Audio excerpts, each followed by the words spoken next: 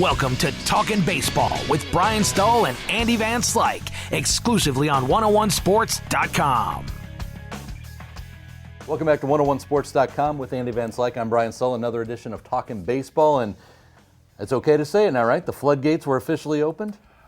Yes, it's official. It's been a while, but it happened. And the surprising thing is it happened on the West Coast, which is usually not a place where you see teams travel to the West Coast, traditionally coming from the East Coast, and have that kind of offensive outbreak.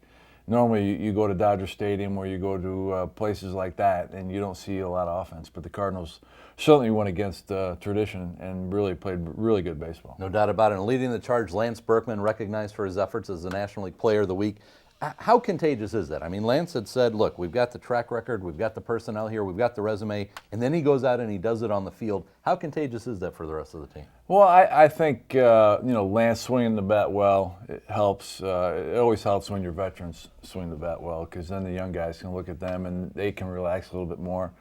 But I think really the key was Holiday getting back in the lineup. And it's no coincidence when he got back into the lineup that everybody seemed to relax and start hitting well. And, the way he is swinging the bat, it's no surprise either. We both had talked earlier in the year about how important his offensive bat was going to be to the success of the Cardinals offense. And we both thought he was going to have a big year, and he has proven that so far. Now, offensively, obviously a lot of confidence with the Cardinal bats right now. Out of the bullpen, however, it's the big topic everybody's talking about, Ryan Franklin. I'm sure you've been on teams before where there's been some reliever issues.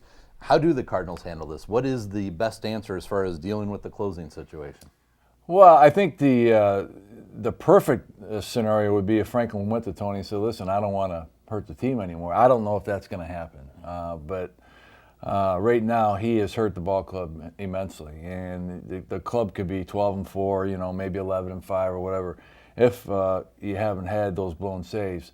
He's just not pitching like the Franklin has the last couple of years. It's it's not news, and everybody knows it. But it's got to change. So we should definitely get a better idea of what the Cardinals will do as they get ready to open up the series against Washington. Maybe it'll be Ryan Franklin and a committee from Tony La Russa. We'll look forward to that coming up. But that's going to do it for this edition of Talkin' Baseball with Andy Van Slyke. I'm Brian Stull for 101sports.com and 101 ESPN.